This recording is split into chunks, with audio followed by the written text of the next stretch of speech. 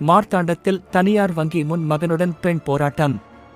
கன்னியாகுமரி மாவட்டம் மார்த்தாண்டம் அருகேயுள்ள புலிப்பனம் பகுதியைச் சேர்ந்த பெண் தனது 32 வயது மகனுடன் வசித்து வருகிறார்.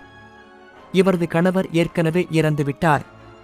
அவரது மகன் கடந்த 12 ஆண்டுகளுக்கு முன்பு மார்த்தாண்டத்தில் உள்ள ஒரு தனியார் வங்கியில் 5,88,000 ரூபாய் கடன் வாங்கி வீடு கட்டியுள்ளார். பின்னர் சில தவணைகளை அவர் செலுத்தியுள்ளார். இந்த நிலையில் அவர் தனது வீட்டில் நின்ற மரத்தில் மரக்கிளையை வெட்டுவதற்காக ஏறிய போது எதிர்பாராத விதமாக அவர் மரத்தில் இருந்து தவறி கீழே விழுந்து படுகாயமடைந்தார்.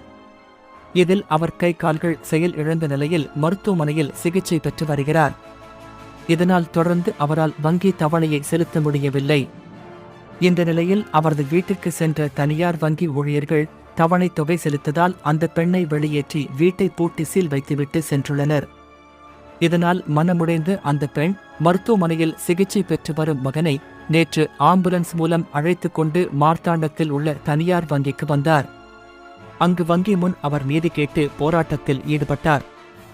இதை பற்றி தகவல் அறிந்த வங்கி அதிகாரிகள் அந்த பெண்ணிடம் பேச்சுவார்த்தை நடத்தினர். அதில் உடன்பாடு ஏற்பட்டதைத் தொடர்ந்து அந்த பெண் ஆம்புலன்ஸில் மகனை அங்கிருந்து அழைத்துச் சென்றார்.